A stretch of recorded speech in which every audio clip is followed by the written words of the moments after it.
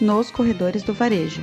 Esse é o nosso podcast, podcast da Front Pesquisa. Aqui, eu, Juliana Piai, e o meu sócio Fábio Caldas, vamos conversar com profissionais importantes do nosso mercado.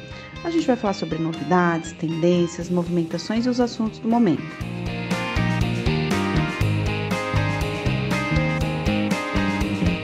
Oi, aqui é a Thaís, co-apresentadora desse podcast, e hoje a gente vai falar de Barbie. O filme da Barbie tem sido um fenômeno de bilheteria desde a estreia. Já faturou mais de 700 milhões de dólares em 2 semanas de exibição em todo o mundo. E as estimativas são de que foram investidos cerca de 100 milhões de dólares só em marketing para a divulgação do filme, sendo que o filme custou cerca de 145 milhões. Mas não é só o investimento milionário em marketing que garante retorno, engajamento e identificação com um produto como a Barbie tem gerado. Para entender esse fenômeno, os elementos que explicam seu sucesso e principalmente as lições que nós podemos levar desse case para diferentes negócios, nós vamos conversar hoje com 3 especialistas. A primeira entrevista que você ouve agora é com a professora Clotilde Pérez, professora titular de Semiótica da Escola de Comunicações e Artes da USP. Então, professora Clotilde, seja muito bem-vinda. Muito obrigada por ter topado participar desse podcast. E eu queria começar abordando com você, perguntando, quais você acha que são os principais fatores de sucesso desse filme? Por que ele tem conseguido se conectar com o público, levar as pessoas para o cinema e atrair tanta atenção? Tudo bem que é um filme que teve 100 milhões de investimento em marketing, sendo que a estimativa é que ele tenha custado para a produção cerca de 145 milhões. Mas só investimento em marketing não explica o sucesso, Porque tem filmes que também têm uma grande verba de divulgação e não conseguem tanta visibilidade, nem conseguem levar tanta gente para o cinema quanto esse filme tem conseguido. Então, o que você acha que são os fatores de conexão que têm conseguido levar as pessoas para o cinema e têm chamado tanta atenção para o filme? Bom, Thaís, primeiro, obrigada pelo convite para participar aqui com vocês do podcast, sempre um prazer. Enfim, acho que a pergunta é muito boa, não é? O que explica, essa onda rosa, enfim, a profusão de discussões que o filme tem gerado, não é? Em públicos muito distintos, não é? O que é também interessante, públicos muito diversos. Certamente, essa inversão de investimento é parte da explicação, não é? Porque você tem uma dedicação e um planejamento muito inteligente com dinheiro há muito tempo. Não é? Então, tem mais de um ano que as ações começaram, as ações comunicacionais, mercadológicas, com divulgação de pequenas cenas do set de filmagem, com divulgação de trechinhos já do filme, depois de trilha. Então, assim, tinha um planejamento muito bem feito, acho que tem que destacar, não é? Diverso, não é? Realmente muito diverso, que envolvia toda uma presença em redes sociais, e o que eu chamo de indução, né? Não era só estar presente, mas induzir a interação, que foi muito forte, mas muito transbordando, não é? As mídias clássicas, transbordando as mídias sociais, indo para as ruas, enfim, para as salas de cinema, para as ambientações, para as vitrines, enfim, foi realmente um trabalho, eu acho que eu destaco, um planejamento muito bem feito, muito inteligente, com um grande investimento. No entanto, claro, não é só isso. Isso é muito bom, isso é muita coisa. Mas você tem alguns encaixes, vamos assim dizer, não é? Falar de Barbie já é uma questão que nos pega na nostalgia, não é? É uma boneca que tem mais de 60 anos, ou seja, é uma marca que existe há mais de 60 anos. E esse olhar para o passado, que o filme faz ainda de uma maneira muito breve, mas ele faz um pouco esse olhar para o passado, é vamos dizer assim, sintoma, para usar uma palavra psicanalítica, do nosso tempo. Principalmente pós-pandemia, a gente ficou muito nostálgico, não é? E quanto menos a gente enxerga o futuro, e o presente não está fácil, a gente se volta ao passado, não é? Então, a nebulosidade do futuro e a pandemia, a gente já vinha num processo com dificuldade de enxergar futuro. A pandemia trouxe, de forma escancarada, a presença da morte, do sofrimento, o que não era muito cotidiano, A presença rotineira e muito midiática, no mundo inteiro. Então, ficou mais difícil a gente olhar o futuro. Então, o passado virou esse lugar de algum tipo de conforto. Não, o passado sempre ele tem uma dimensão de segurança, porque já vivi, já sei o que é, não me assusta, não é? Então, tem esse vínculo de sentido de nostalgia, certamente está atuando sobre esse sucesso. E o outro aspecto tem a ver com a unificação das expressividades marcárias de Barbie na cor rosa, né? Isso é muito potente. Quando a gente trabalha com semiótica, a cor é um signo qualitativo, né? E o signo qualitativo, ele nos toma pelo sensível antes da gente racionalizar, não é? Então, quando você consegue construir uma cor e que essa cor passa a ser elemento expressivo da sua marca, como é o caso de Barbie, aqui no Brasil a gente poderia falar de Itaú, que é o nosso grande exemplo com a cor laranja, não é? Quando você tem uma cor potente, expressiva da sua identidade, que é o caso de Barbie, vamos dizer assim, que você tem camadas a mais, né, do ponto de vista de potência comunicacional, porque a cor entra, né? A gente é tomado pela cor antes da gente imaginar, pensar em Barbie. É claro que o nosso raciocínio, isso aqui é Barbie, não é? No entanto, o signo qualitativo tem essa potência, né, de nos tomar pelo sensível. E isso vem sendo trabalhado de uma forma, de novo, que eu digo muito inteligente, não é? De uma maneira extremamente irradiada, não é? Então, me chamou a atenção, eu falei, deixa eu ver quando eu procuro Barbie filme, né? Aí o Google fica cor-de-rosa. Eu fui baixar um arquivo, né? Eu fui baixar um arquivo no WeTransfer. O WeTransfer estava cor-de-rosa, não é? Então, a padaria de casa aqui tem pão cor-de-rosa. Pois é, né? O BK tem o Pink Burger, não é? Então, assim, uau! Isso é de uma potência espetacular, midiática e que eu digo transbordando mídias, né? Quando a gente fala do pão, quando a gente fala do PK, sai da nossa noção de mídia como um veículo, transborda completamente. E não precisa, então, desculpa te cortar, professora. Tem várias coisas, não é, que explicam. E não precisa, o interessante disso, do ponto de vista de marketing, é que não precisa nem de um acordo formal, né? Porque a padaria aqui não foi pedir licença para usar o rosa. Você pode fazer um acordo, uma collab com a Warner e com a Mattel para usar o nome Barbie, mas você pode simplesmente transformar sua vitrine numa vitrine rosa, você vai estar nessa trend sem necessidade de um acordo formal, né? É uma potência. E sem infringir também, não é? A Nada, marca Barbie, não é? Nada. Agora, até lembrando que Barbie no Brasil é uma marca de alto renome, é uma marca que tem muita proteção do ponto de vista legal, não é? Mas a cor não, né? A cor tá aí para todo mundo usar. A cor tá aí para todo mundo. Eu ouvi um podcast, o Mamilos Podcast, elas falaram sobre Barbie nessa semana, e tem um assunto lá, um ponto que me chamou a atenção, que tem exatamente a ver com a cor rosa. Essa cor rosa ficou estigmatizada durante um tempo, né? Durante muito tempo, o rosa deixou de ser um símbolo de feminilidade e passou a causar até uma certa repulsa, né? Se eu sou uma mulher consciente, preocupada com pautas feministas, o rosa não me representa.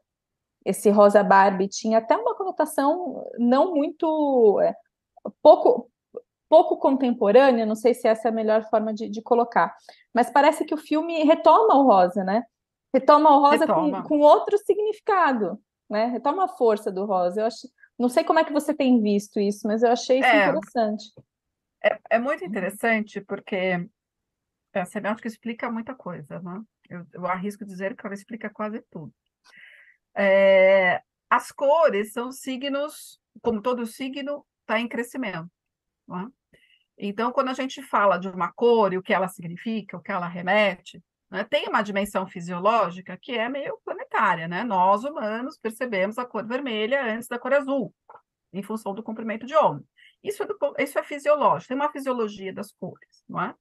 Mas tem uma dimensão cultural e uma dimensão psicológica, né? Cultural mais coletiva, psicológica muito mais individual, que faz movimentar os significados.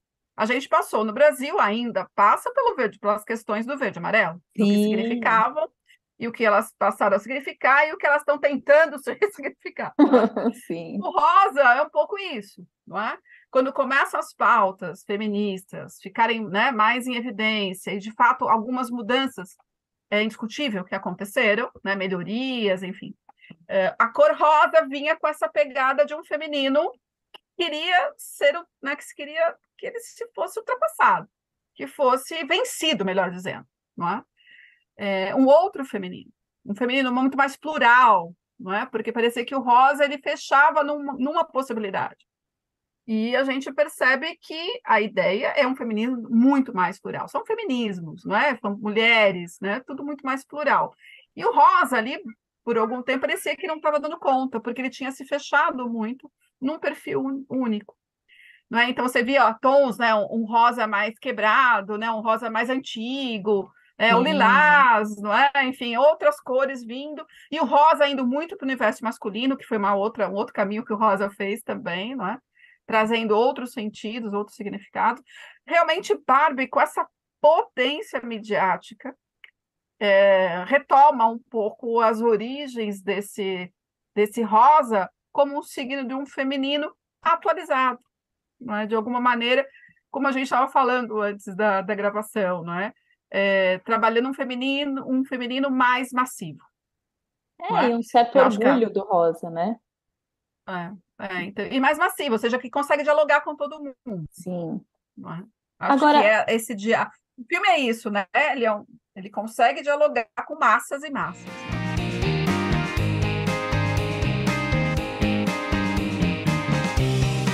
você falou no seu artigo sobre o elemento Barbie, né? O que esse elemento Barbie significa e significou culturalmente desde que ele foi criado. Eu tive a impressão, não sei se você concorda, de que todo esse investimento no filme é um investimento em ressignificar a marca Barbie. Não é só um investimento no filme especificamente, né? É um trabalho muito mais de marca, de construção de marca. E aí minha pergunta para você é o seguinte: você acha que a Barbie conseguiu se manter como referência cultural ao longo desses 64 anos, se atualizando constantemente ao longo desses 64 anos, ou tem um gap aí no meio do caminho que está tentando ser retomado com esse filme? Então, nenhuma marca que dura tanto e né, com o êxito que Barbie tem é ocasional, não é? Ou seja, tinha ali uma intencionalidade de dialogar com as questões do seu tempo, não é? Então, assim, como eu falei, né, questões culturais, questões religiosas, questões ligadas às pautas identitárias, ela já vem trabalhando. Então, eu lembro de uma Barbie cafeeira, que nem deu certo no Brasil, não é? Porque o café já não era um signo de brasilidade há digamos, há séculos, não é? Né? Mas, assim, a Barbie Amazônia, a Barbie, né? Ou seja, você percebia que, às vezes, de maneira um pouco esquizofrênica, um pouco equivocada, mas sempre com uma intenção de tentar dialogar. Até ela perceber uma pluralidade, a Mattel perceber que Brasil são vários Brasis, como o México, né? Tinha lá a Barbie mexicana vestida de Catrina, tinha uma com uma roupa X, tinha outra com roupa... Não era um México, eram vários, não é? Então, assim, só para falar de identidade nacional, nitidamente, Mattel tem há décadas uma preocupação de diálogo com as diferentes culturas do Ocidente e do Oriente, né? Enfim, inclusive enfrentando questões religiosas, que não é uma coisa fácil. Fácil. Não é? Uhum. Nada fácil, nada fácil. Agora, ela surge, enfim, ela é uma boneca americana, ela surge com o estereótipo de uma boneca americana, magra, alta, né? Enfim, essa coisa do seio, a cor do olho, é loira, enfim, ali que ela surge. E num momento de expansão, como um signo cultural altamente, e não só identitário, mas com uma perspectiva de construção da identidade da criança, em específico da menina, tinha uma responsabilidade muito grande. Então, acho que essa responsabilidade, como marca, ela nunca se furtou a Mattel. De novo, né, para a gente não ficar esperando. O que a gente espera de uma marca? Não é? Uhum. A marca não é mãe, a marca não é Estado, não é? A marca não faz política pública, né? Então, enquanto marca, Mattel sempre se mostrou preocupada com essa questão do brincar das meninas, não é? E tentando trazer diálogos em relação às profissões, não é? Mulher entra de uma maneira muito mais pesada no mercado de trabalho após a Segunda Guerra, e aí ela vai diversificando, não era só mais professora, enfermeira, Uhum. não é? Eles entram nisso, e entram bastante pesado, não é? ela entra bastante pesado, porque ela já surge como uma mulher e não como uma bebê, não é? Sim. Então, ela já surge num contexto diferente, não é? Então, assim, de novo que eu digo, né? Qual a expectativa que a gente tem em relação à marca? Então, como marca, eu acho que ela fez, sim, esse diálogo. É claro que nos últimos anos, vou pegar os últimos 20 anos, teve uma aceleração, e felizmente, né? Das pautas ligadas à mulher, aceleração e complexificação, não é? Foi muito bom, foi muito rápido, ainda tem muito o que fazer, não é? Uhum. Mas que teve, né, um adensamento das discussões em relação à violência, em relação ao lugar, as questões de interseccionalidade, né? Então, é a mulher, mas, enfim, tem uma questão étnica, tem uma questão etária, mas também tem uma questão do tipo de corpo, ou seja, essas sobreposições trouxeram uma enorme complexidade, não é? Então, a Barbie se viu numa situação assim, bom, o que eu faço com tudo isso? Porque quando bota a Barbie astronauta, bota não sei o quê, a Barbie negra, a Barbie japonesa, aí estava fácil, não é? Sim. A hora que você tem essas sobreposições, de fato, para se conectar com a complexidade dessas discussões, não era uma coisa simples. Então, acho que o filme ele é o ponto fulcral de uma grande estratégia, né, de conexão de Barbie às discussões do seu tempo.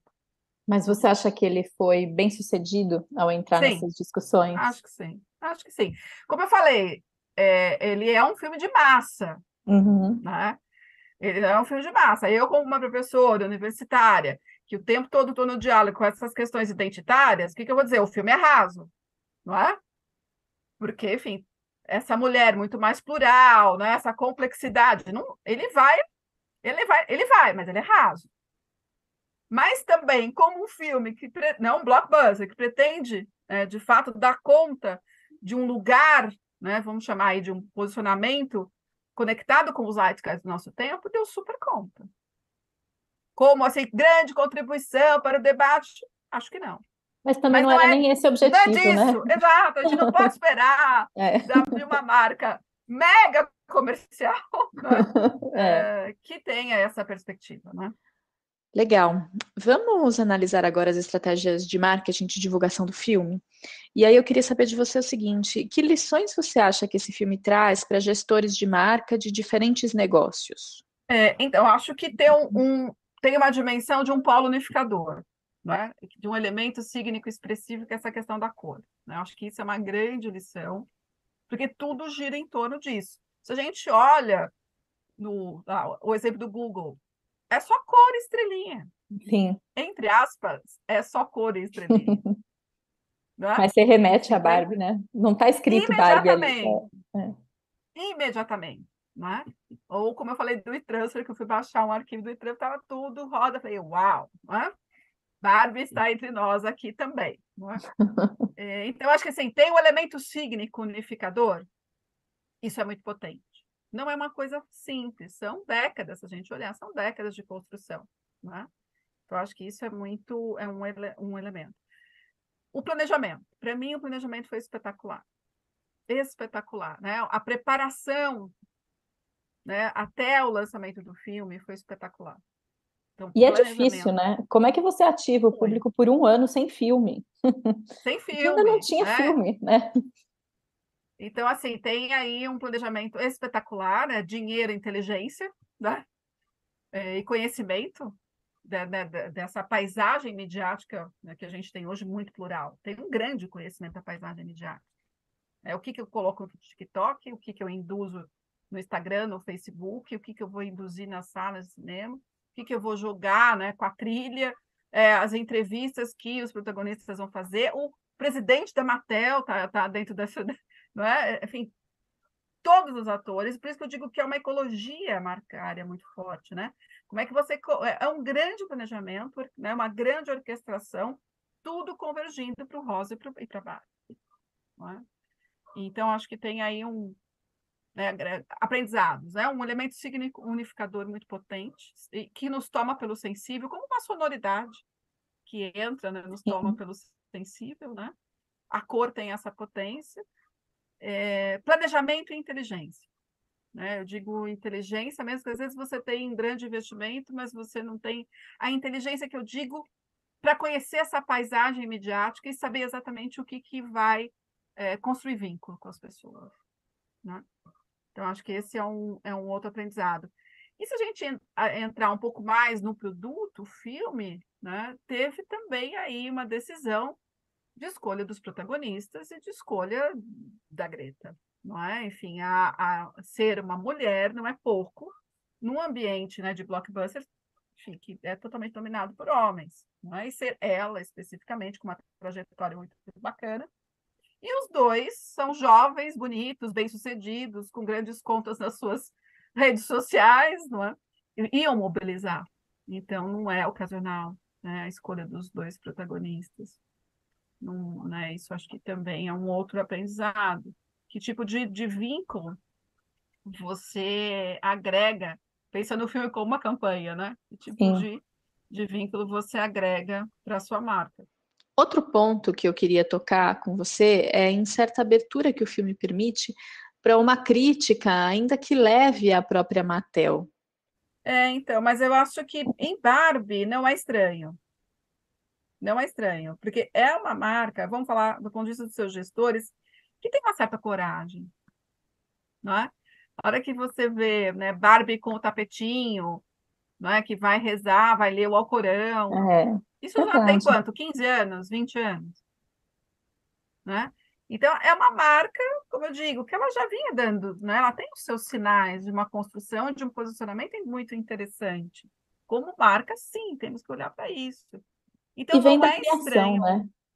Pois é, e não é estranho uma marca contemporânea se abrir ao diálogo e se abrir para uma perspectiva crítica, não é? Acho que tem aí, a gente viu já, enfim, na paisagem, inclusive brasileira e internacional, marcas que se abrem a isso, assumem, né, vamos dizer assim, um pouco o seu lugar. A gente viu isso com marcas de cerveja aqui no Brasil, para falar de marcas nossas, dizendo, olha, Sim, eu sei o sim, quanto eu contribuí para a coisificação do corpo feminino, sim. né? Então, é uma certa ingenuidade dela, assim, por que né, a Mattel me deixou fazer o filme? Deixou fazer o filme porque o filme era nesse polo, não é? Que permitiu uma grande campanha mundial e um reposicionamento, uma reconexão dos vínculos de sentido de Barbie com o seu tempo. Professora, muito obrigada. Eu acho que você esclareceu pontos super importantes e relevantes. Acho que a gente teve uma conversa aqui que vai contribuir bastante para quem trabalha com gestão de marca e marketing, pelo menos vai trazer provocações.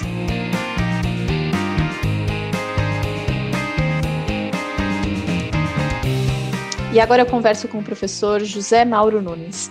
Ele é psicólogo e professor da FGV nos programas de graduação em administração, mestrado executivo em gestão empresarial e Masters em Management. Ele também é autor de diversos livros sobre comportamento do consumidor, pesquisa de mercado, design e desenvolvimento. José Mauro, seja muito bem-vindo. Olá, Thaís. Quer dizer, bom dia Bom para todo dia. mundo que está aí assistindo, né, nos corredores do varejo. Não é um prazer estar conversando com o seu público, né? Estar conversando com as pessoas que assistem a gente. Professor, a gente estava conversando aqui antes de gravar sobre as percepções que você teve ao ir no cinema, ao assistir o filme, ao acompanhar as pessoas que iam ao cinema ver Barbie em diferentes cidades do país.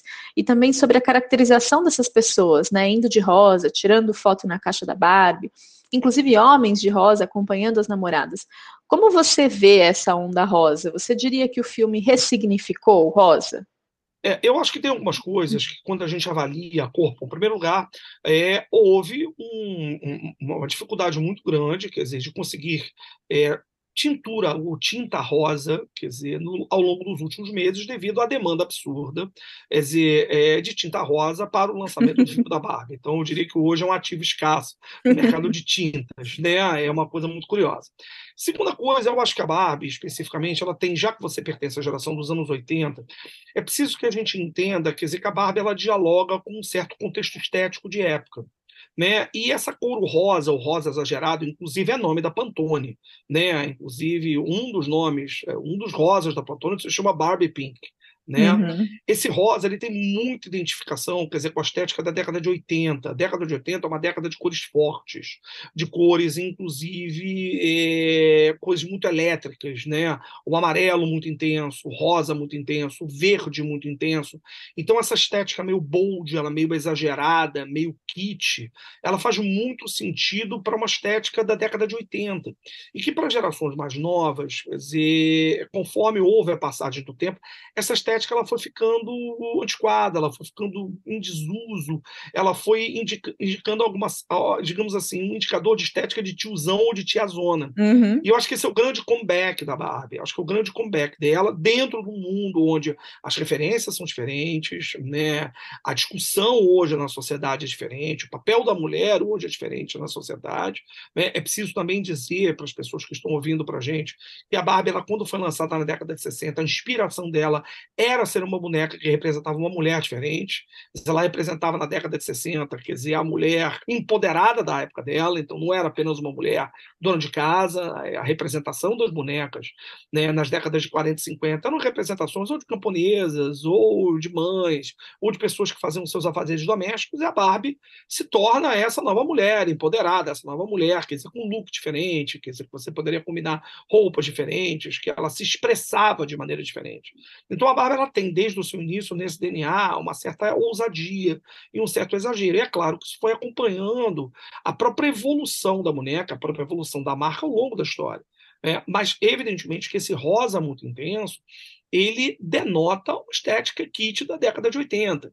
Quer dizer, quem teve na década de 80, eu sou do Rio de Janeiro, por exemplo, nós tivemos várias marcas, por exemplo, de surfwear na década de 80, como a Company, a própria All Star, etc., que a moda eram mochilas emborrachadas com cores muito fortes. Uhum. Né? O amarelo, o azul, o verde, etc. E o rosa entrava nessa história. Né? E eu acho que essa reabilitação é uma reabilitação interessante. Definitivamente o Barbie Pink, né? Eu não sei, a Pantone deve lançar até o final do ano a cor do ano, mas certamente, quer dizer, a Barbie Pink se tornou a cor do ano de 2023 devido ao frenesi, né? E ao buzz ao redor do filme, né? E aí a gente entra num ponto que eu queria muito entrar. O que você acha que está causando esse frenesi, para além do investimento em marketing, né? Bom, é preciso entender, quer dizer, que Hollywood vive uma crise muito grande, quer dizer, da indústria cinematográfica. Essa crise ela começa, quer dizer, com a emergência do streaming, né, com as plataformas de streaming, e ela se agrava de maneira muito forte com a pandemia. Né? Esperava-se que com a volta, quer dizer, da operação dos cinemas, você pudesse tracionar novamente os clientes, né? Os cinéfilos, as pessoas que gostam de ir ao cinema como experiência. Evidentemente, quer dizer, que é regra geral, a indústria cinematográfica ela tem, nos últimos anos, quer dizer, sido muito mais, digamos assim, muito mais cirúrgica e precisa no lançamento de novos filmes. A gente tem percebido cada vez mais o lançamento de filmes que tracionam um público mais jovem ou que gerem sentimento de nostalgia. A gente está falando, por exemplo, de filmes de desenhos animados ou de personagens de histórias em quadrinhos, como a Marvel, por exemplo, e a DC Comics, né? O Avengers, por exemplo, foi um sucesso em termos de lançamento. Os Vingadores, né, que em português são Os Vingadores. E a gente teve esse ano, quer dizer, dois exemplos importantes de quanto, não necessariamente um grande investimento de marketing, representa retorno de bilheteria. A gente teve o Missão Impossível, que por si só é uma franquia, com Tom Cruise. O Tom Cruise, por si só, ele traciona pessoas de volta. Uhum. A gente está falando de um investimento que houve apenas, né, na primeira semana de bilheteria, 61 milhões de dólares, e o próprio Indiana Jones, que era uma aposta muito grande. Indiana Jones é uma figura icônica, com Harrison Ford, o último filme da série, e que teve apenas 41 milhões de retorno, quer dizer, de investimento. Então, evidentemente, que a indústria cinematográfica está em crise. Há um grande número, cada vez mais, de cineastas e produtores lançando filmes para o streaming. Daí a aposta da Barbie. E, evidentemente, que o investimento de marketing se dá nesse sentido. Agora, como eu disse anteriormente, investir grandes verbas de marketing não significa necessariamente que você consiga tracionar o público. E aí é que entra justamente, quer dizer, o sucesso da Barbie. Qual é o sucesso da Barbie por trás? A Barbie se torna um sucesso cultural. Ela é um exemplo de um fenômeno de viralização cultural. Né? A gente sabe que na cultura digital que nós vivemos hoje em dia, se nós quisermos que alguma coisa faça sucesso, é preciso que essa coisa vire um meme. E a Barbie virou um meme. né? Ela é um meme, ela é justamente um pedaço. O que é um meme? É um pedaço de cultura que é replicado, quer dizer, exaustivamente por intermédio das redes sociais. Claro que, evidentemente, desde que o ano passado, quando foi lançado o primeiro trailer do filme da Barbie, inclusive numa brincadeira assim, muito espirituosa, né? Ela foi lançada no final do ano passado, onde se faz uma brincadeira, não sei se você assistiu o trailer inicial, que é uma brincadeira com o filme 2001 do Stanley Kubrick, né? Sim. Que é um filme famoso, etc. e tal, onde, em realidade, as crianças estão brincando com boneca, joga a boneca pro alto e aparece a Barbie. Né? Aí ela diz assim, e o mundo começa com o surgimento da Barbie. Uhum. Até uma campanha muito intensa de investimento em que, por exemplo, nas cidades, com criação, com adesivagem de pontos de ônibus, com adesivagem, por exemplo, de um ônibus em si, com a criação de outdoors tradicionais na cidade, quer dizer, com a ambientação dos próprios cinemas ou das próprias salas de cinema, mas também um esforço muito grande, quer dizer, de colaboração de outras marcas. Só para você ter uma ideia, a expectativa que a Mattel tem, que é a dona detentora da marca Barbie, é de que de 10 a 15% dos custos de produção do filme sejam pagos apenas, quer dizer, com direitos autorais de collabs. A gente está falando de lanches, por exemplo, né, do Burger Burger King. King, né? A gente está falando, por exemplo, de shakes, milkshakes, feitos pela Go To Coffee. A gente está falando de cosméticos feitos pela Opie. A gente está falando, por exemplo, de Airbnb, que lançou uma mansão da Barbie em Malibu, na Califórnia. A gente está falando de lojas, inclusive pop-up stores. A gente está falando, quer dizer, de vestuário, como a Gap. A Gap lançou uma coleção toda baseada na Barbie. A Renner no Brasil, a Riachuelo no Brasil. E, além disso, isso sem falar, quer dizer, em outras marcas que, digamos assim, aproveitam esse efeito carona para que justamente, quer dizer, elas viralizem, gerem intenção para o filme. Então, muitas marcas, quer dizer, que não necessariamente pagam royalties ou direitos para a empresa, mas que aproveitam a gorrosa, aproveitam o frenesi ao redor da marca para isso. E tem uma outra questão que eu acho muito importante, né, que a gente chama a atenção. A nostalgia, ela é uma poderosa ferramenta emocional. Um dos fenômenos mais importantes de viralização de qualquer tipo de conteúdo é o forte conteúdo emocional atrelado ao que você quer compartilhar. A gente sabe disso. A gente sabe que a gente vive hoje num mundo onde, né, o attention span, ou seja, a capacidade que a gente tem de absorver informação, é muito pequena, devido ao volume maciço de informação que nós recebemos. Então, uma das formas, quer dizer, que as empresas, os profissionais de marketing, especialmente os estudiosos de neuromarketing, neurociência do consumo, entendem é que uma maneira que você tem de chamar a atenção, destacar uma informação, quer dizer, do campo visual ou do campo sensorial do consumidor ou da pessoa que está assistindo, é você atrelar um forte conteúdo emocional. E esse forte conteúdo emocional está relacionado justamente à própria polarização que o filme proporciona. Em que sentido? Né? A Barbie, a figura da Barbie, ela gera mixed feelings. Porque, ao mesmo tempo que, se você olha para a história da boneca, ela representa um ponto de inflexão na história, não apenas de bonecas, mas da representação da mulher na sociedade na década de 60, ela também representa, do ponto de vista de um pensamento mais atual, de tudo aquilo que hoje em dia o pensamento atual a respeito da luta feminina entende como sendo algo a ser evitado, ou a ser evitado. O consumismo exagerado, a futilidade, a frivolidade, né, o excesso.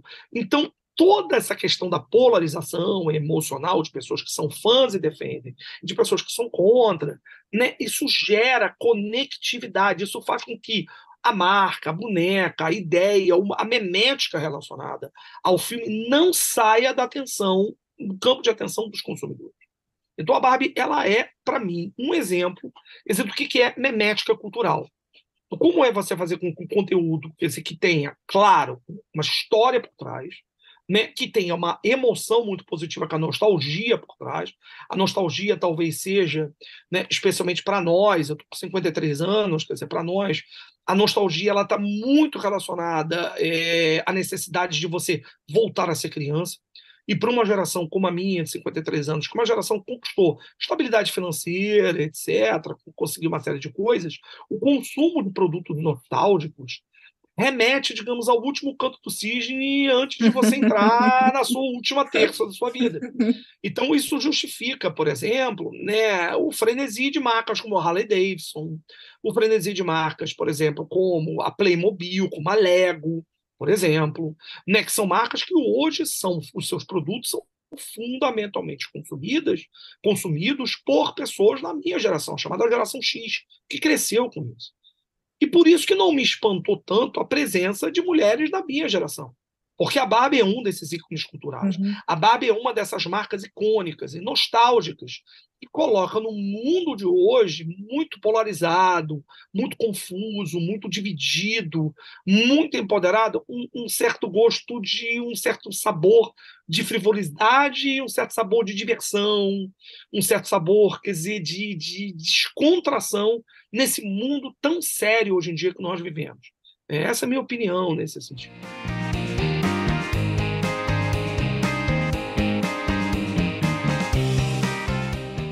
Professor, o que a Mattel quer com um filme como esse sobre a Barbie? Eu acho que o filme, quer dizer, em realidade, ela representa, para mim, no meu entendimento, esse filme ele representa um relançamento da marca, uma apresentação dessa marca, ou dessa boneca, ou da marca Barbie, quer dizer, para um novo tipo de consumidor, para novas consumidoras e novas mulheres. Segundo lugar, é dizer que a Barbie tem muito a dizer sobre esse mundo atual.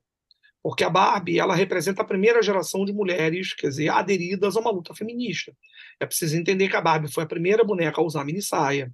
É preciso entender que a Barbie foi a primeira boneca a, digamos assim, a utilizar adereços como patins, adereços como headphones, etc, etc. Quer dizer que para nós, hoje em dia, especialmente para as mulheres atuais, pode parecer alguma coisa absolutamente frívola, algo absolutamente normal. Mas é importante Mas foi até do ponto revolucionário, de né, na vista. época. Sim, sim. É importante entender que as conquistas que as mulheres atingiram na sociedade hoje, e as conquistas que elas irão continuar justamente a pleitear ao longo das próximas gerações, têm essa origem. Então, nesse sentido, a Barbie representa, eu acho que essa é a grande novidade do filme. Né? Ele pode ser assistido de duas maneiras. Ele pode ser assistido por pessoas que não conhecem a marca, nunca ouviram falar ou conhecem muito superficialmente a marca, né, entendem um filme divertido, quer dizer, um filme um tanto quanto superficial, um bom entretenimento, né, ou pessoas como eu, por exemplo, que, diferentemente das pessoas que vão ao cinema, entendem, conhecem a história da marca, entendem o que tem por trás. Então, no meu entendimento, a leitura que eu fiz do filme foi uma leitura muito interessante. Muito interessante porque eu acho que tem muitos diálogos, né, que a Barbie, que o próprio filme coloca com a Barbie original, o contexto original da época, né? E, ao mesmo tempo, algo muito. Então, tem questões referentes a assédio, por exemplo, atuais, por exemplo, que é alguma coisa que naquele momento específico do lançamento isso não aparecia.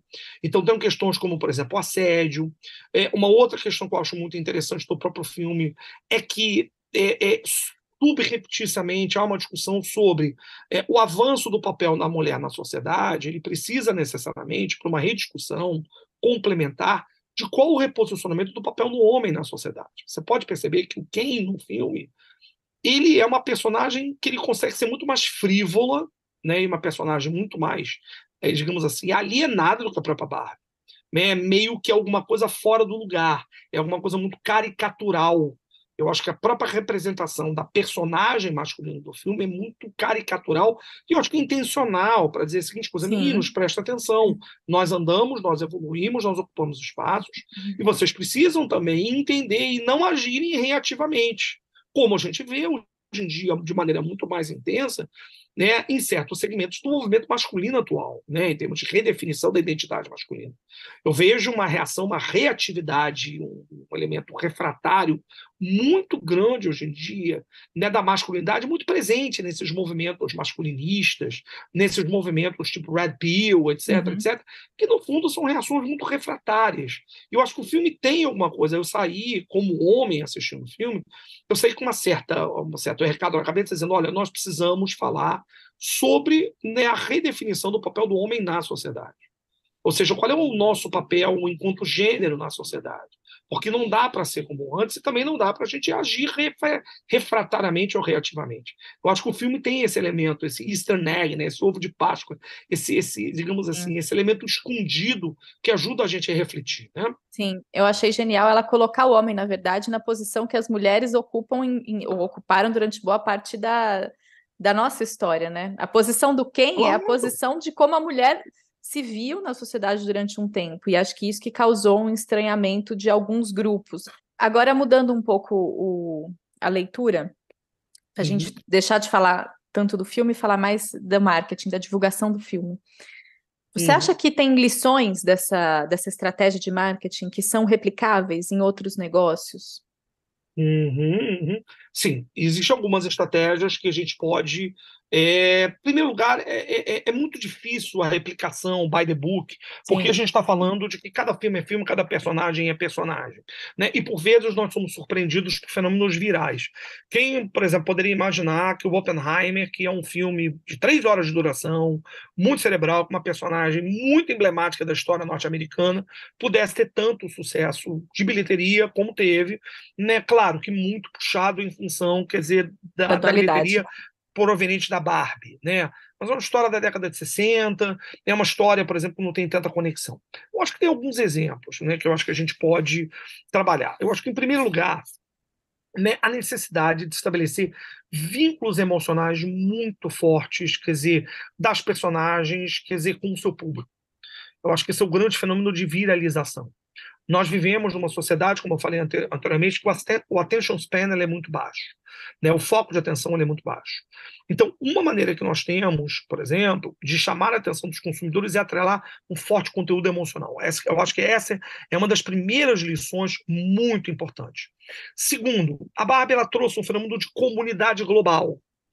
Ou seja, todo mundo, de uma hora para outra, no mundo inteiro, tinha que estar assistindo esse filme, porque esse filme virou comentário em todas as redes sociais. Então, quer dizer, esse efeito FOMO, que é o efeito de estar de fora, o fear of missing out, do tipo, eu não sei o que está acontecendo, eu não sei o que está rolando. Então, inclusive, até pessoas que inicialmente torceram o nariz para o filme, olharam, falaram, não, isso é besteira, etc. E tal, se viram dentro de uma avalanche de conteúdos e memes, que eu falei, não é possível, está todo mundo falando, eu preciso também estar presente. Então, isso é um segundo elemento muito importante. Eu acho que essa viralização digital, né, ela transbordou para o mundo real, ela conseguiu justamente levar as pessoas para o cinema para assistir o filme. E ao levar as pessoas para... Isso depende especificamente de investimento, né? A conexão emocional não tem tanto a ver com o quanto você investe, mas como você investe, com a mensagem, com o criativo por trás da campanha. Agora, essa sensação de que tá todo mundo falando de Barbie, eu tenho que saber do que é, isso acho que é muito em função do super investimento que eles fizeram em divulgação do filme, não? E o investimento ele tem muita relação direta, não apenas a marca em si, mas justamente trabalhar com os rastros públicos dessa marca, né? Ou seja, em tudo quanto é lugar que você vai, tem menção a Barbie. Né, em outdoors, né, em redes sociais. Tem pão rosa na minha padaria. Pão rosa na padaria, quer dizer, você tem, né, na minha padaria também lançaram agora um pão doce com cobertura de morango rosa, né, eu fui aqui na cafeteria perto da minha casa, eles lançaram um milkshake da Barbie, né, então você percebe que tudo quanto é lugar que você vai, há, digamos assim, há uma invasão rosa, há uma invasão rosa. Sim. Então isso faz com que a marca ela fique pregada no inconsciente, né, e no foco de atenção dos clientes. Então isso faz com que o brand awareness seja muito intensivo nesse sentido. Então, né, essa é uma outra coisa muito importante. Terceiro, a nostalgia. Né, o elemento da nostalgia é muito importante. Né, a nostalgia, quer dizer, ela traz com segundos sentimentos muito fortes. E a necessidade que você tem, por exemplo, de levar as pessoas mais novas da sua família para conhecerem aquilo que mamãe ou que tia brincou quando tinha sua idade.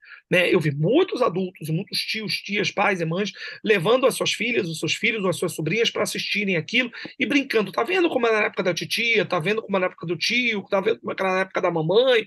Como era na época da vovó? Então a gente percebe claramente que existe um certo diálogo intergeracional ao redor disso. Isso gera uma experiência de conectividade, nostalgia, assunto para a família. Isso possibilita, inclusive, quer dizer, que as gerações mais velhas possam estabelecer conexões com as gerações mais jovens. A gente sabe que, por exemplo, uma das maiores dificuldades da geração mais velha com relação à geração mais nova é a conectividade. A geração mais nova normalmente tende a entender que nós somos mais caretas, nós somos velhos, nós somos mais conservadores. Em realidade, ultrapassados, né?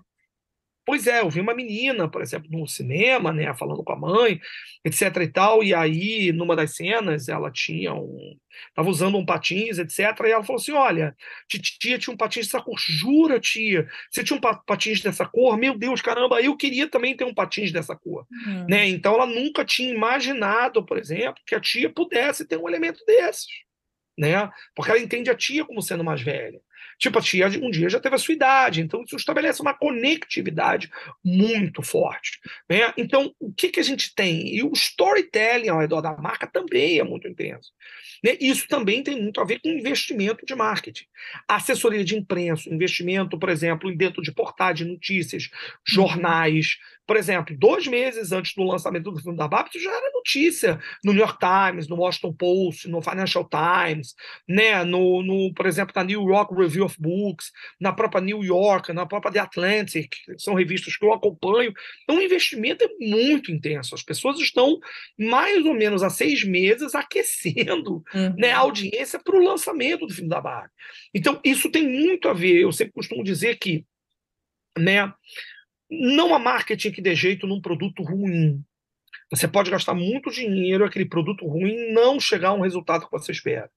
Mas quando você tem uma combinação entre muito investimento de marketing, né, um investimento muito bem feito de marketing, você também pode gastar muito dinheiro e não ser muito bem feito, e fazer com que esse investimento colonize ou tome conta da cabeça das pessoas, a ponto das próprias pessoas falarem espontaneamente sobre a sua marca, sobre o seu produto, sobre o seu serviço, isso é um sinônimo de sucesso. Então, acho que investimento de marketing, de assessoria de imprensa, de aquecimento do público nas redes sociais, né? O uso, por exemplo, intensivo da marca em espaços públicos, espaços privados, padarias, praças, shoppings, ônibus, pontos de ônibus, aeronaves, aviões, né? A colaboração com outras marcas, né, e o collabs, né, o uso de produtos diferentes que geram, justamente, fazem com que esse interesse, esse buzz ao redor da ideia do rosa, da Barbie, por exemplo, não necessariamente, né, eu estava vendo que a Reserva lançou uma coleção rosa, né, a Reserva lançou uma coleção rosa.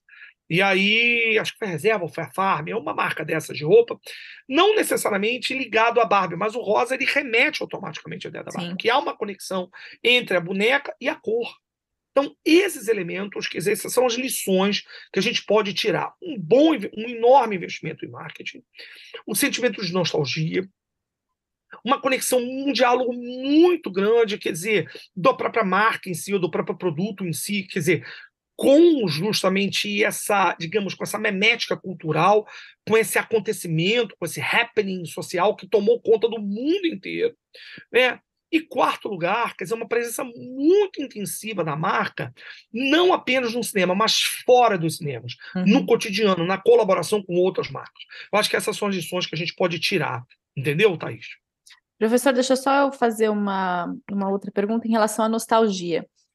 Eu tenho a impressão, pela nossa conversa aqui, que esse sentimento de nostalgia, no caso da Barbie também, foi tão bem sucedido, porque houve uma atualização, né, dessa boneca e do que ela representa. Então, não é simplesmente você trazer algo lá de trás para hoje, é você conseguir conectar aquilo lá de trás com a realidade de hoje, né? O que você pensa disso?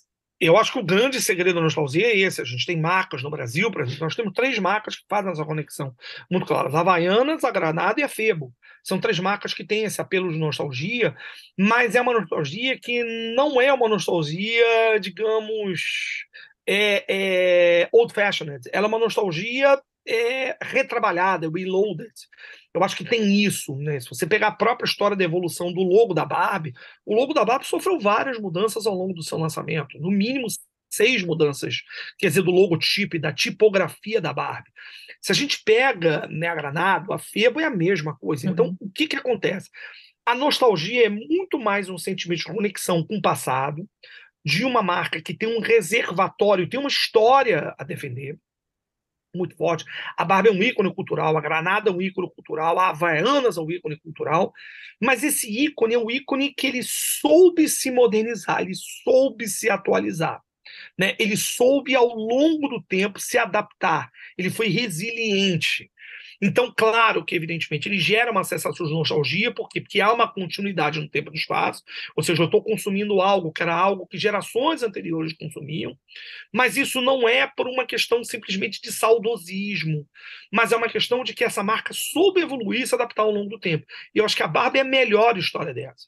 Eu acho que no mundo hoje em dia, onde, né, as conquistas femininas são muito grandes, muito intensa, a luta dos direitos da mulher é muito grande, muito intensa, num país, por exemplo, onde os direitos da mulher são vilipendiados cotidianamente, por diferentes formas de violência, por preconceito, né, por feminicídio, por desigualdade salarial.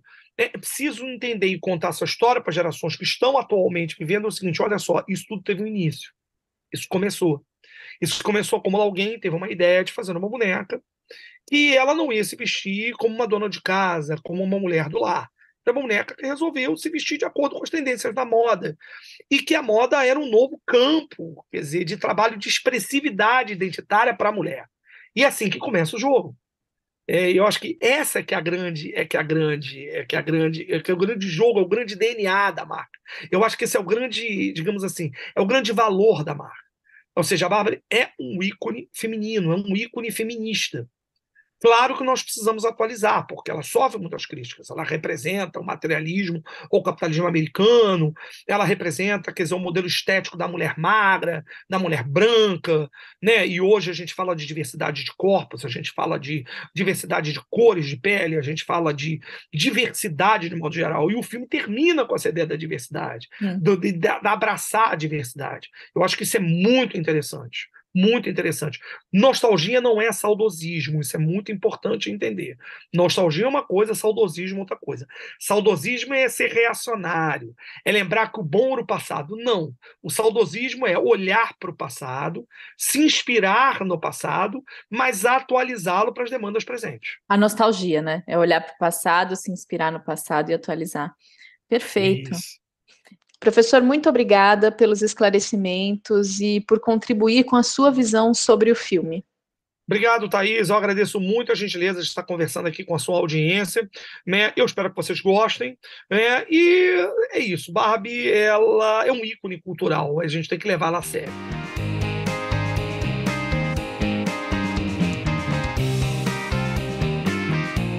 E eu converso agora com a Marcela Jung. Marcela é neurocientista, coach de relacionamentos, brincou de Barbie na infância e entende que a boneca foi uma parte importante na construção da sua identidade. Ela já acompanhava as ações de divulgação do filme um ano antes do seu lançamento oficial. Marcela, seja muito bem-vinda. E eu queria saber que elementos do filme você acha que foram importantes para criar essa conexão com os espectadores e gerarem identificação que tem levado tanta gente para os cinemas. O primeiro que eu consigo enxergar é o quanto eles trabalharam a curiosidade em relação ao filme. A primeira propaganda que eu vi do filme foi um ano antes dele ser lançado, do influenciador no TikTok, que ele falou assim: nossa, vai surgir o filme da Barbie, e eu acho que eles vão fazer um trailer que vai parecer super infantil, mas quando você for assistir o filme, ele não vai ter nada a ver com aquele trailer. Então essa chamada, talvez, eu não sei se já foi uma chamada paga ou se ele viu uma chamada paga, mas acredito que já foi uma estratégia de marketing. Nossa, se não vai ser igual ao trailer, o que vai ser esse filme? E aí essa geração de curiosidade faz com que as pessoas fiquem esperando para assistir o filme. Outra coisa que eu acho que gerou muita identificação ali durante o filme foram as piadas, porque são piadas em relação a coisas que são doloridas muitas vezes na vida. Por exemplo, ali no começo do filme, a Barbie ela começa a não viver mais aquele mundo perfeito. Então ela começa a sentir o mau hálito dela, ela começa a pensar na morte, que são coisas que todos nós vivemos e que todos nós tentamos esconder. Quando a gente está com mau hálito, a gente não vai sair falando que a gente está com mau hálito. Se a gente pensa na morte, a gente não sai falando para os outros que a gente está pensando na morte, né? São coisas que a gente tenta esconder. Então, para a gente é quase que meio errado sentir essas coisas. E aí, quando a gente vê que uma personagem que é perfeita sente as mesmas coisas que a gente cria uma conexão muito forte com ela. Porque ela é aquela imagem que a gente queria passar. Mas ela sente aquilo que a gente é proibido de sentir e falar. Então, isso eu acho que cria uma conexão muito forte com o público. E eu acho que o que gerou todo esse burburinho, um dos pontos principais, é que tem um tema ali que gera polêmicas, né? Tem um tema polêmico ali no filme que eu acho que quando as pessoas elas têm uma opinião extrema sobre alguma coisa, elas acabam descontextualizando muito fácil. Então, eu acho que é relativamente fácil, num filme que teve tanto marketing quanto esse, pegar um tema assim, que divide opiniões, e aí qualquer coisa que eles fizerem com esse tema, mesmo que seja uma visão equilibrada, que eu acredito que no filme foi uma visão um pouco equilibrada, é, vai ter gente para falar, porque as pessoas distorcem aquilo para se encaixar nos radicalismos delas. Uhum. Então, por exemplo, vi várias mulheres bem religiosas, assim, falando, não, mas esse filme, ele agride a família. Mas isso é uma descontextualização do que aconteceu ali no filme. Porque no começo do filme tem as menininhas quebrando as bonequinhas dela, que é uma representação do fim de uma ideologia, que era do fim de uma ideologia, que era as mulheres só podem ser mães. As mulheres só têm esse papel na vida delas, para quando a Barbie surge, não, as mulheres podem ser tudo. Uhum. E então, essa cena do filme, ela é uma representação dessa quebra, né, de quando a Barbie surgiu. Só que se a pessoa só pega aquilo, ela interpreta como se a Barbie fosse uma campanha para acabar com a família. Sim. Sendo que tem todo o resto do filme justamente criticando crianças que a Barbie trouxe. Então, depois desse fim da ideologia de que mulheres só poderiam ser mães, tem outra crença que a Barbie traz, que é que as mulheres vão ser, ou precisam ser, superpoderosas e perfeitas, que também é ruim. Uhum. E que E também o filme critica criticado, né? isso. Também é criticado. Exato. Outra leitura desse início, que eu acho que faz sentido, é entender a própria história da criação da Barbie, né? A Ruth criou vou chamar de Ruth, abrasileirando o nome dela, mas ela criou a boneca. Uma das histórias é porque a filha não queria mais brincar com bebês, né? E daí vem aquele começo do filme das crianças todas brincando com bebês e de mães e tal, e ela criou uma boneca que podia ser qualquer coisa, uma mulher que não tinha filhos, né? É engraçado que eu li o livro da Ruth há muito tempo, bem antes do filme. E um dos trechos que eu lembro, eu não sabia disso que você falou, que a filha dela não queria mais brincar de boneca, mas uma parte da vida da Ruth é que ela teve a ideia da Barbie e o marido dela produzia os brinquedos para eles venderem. E isso já é uma distorção, assim, do papel do homem e da mulher em uma empresa, que geralmente é o contrário, né? É o homem que vende, é o homem que é mais ousado, e a mulher seria talvez a pessoa que faz as tarefas manuais. E na vida da própria Ruth era ao contrário, ela era a vendedora, ela tinha as ideias e vendia melhor do que ninguém, e ele era quem fazia as tarefas manuais. Se a gente for agora, não falar do filme em si, mas focar nas estratégias de marketing, né? O que você acha que esse filme traz de lição para estrategistas de marketing? Acho que a primeira coisa é o filme se adaptar ao que a sociedade está vivendo e crendo hoje. Porque, por exemplo, eu vi várias pessoas falando, nossa, não acredito que a Mattel topou fazer esse filme. Como que eles toparam fazer esse filme? A própria Eu Greta penso falou justamente isso, ao né? contrário. A própria Greta falou isso Não numa entrevista. Eu sabia. não sei como que eles Não me deixaram sabia. fazer esse filme, ela falou. E eu vejo como justamente ao contrário. Eles foram geniais de deixarem fazer esse filme. Porque quando eles fizeram o filme, a Barbie começa a falar a linguagem da sociedade como ela está hoje. Na época em que a Barbie surgiu, a sociedade era muito diferente do que ela está hoje. Então, isso aproxima a gente da Mattel no final das contas, porque a gente sabe que a Mattel deixou fazer o filme e que a Mattel concorda com as pautas que foram colocadas ali. Então, você passa a ver a Mattel como uma pessoa, não, como uma empresa humanizada que defende esses ideais que foram apresentados ali, de a vida não precisa ser perfeita, né? A gente pode levar a vida com leveza, você não precisa ser a Barbie para ficar bem, para ser feliz.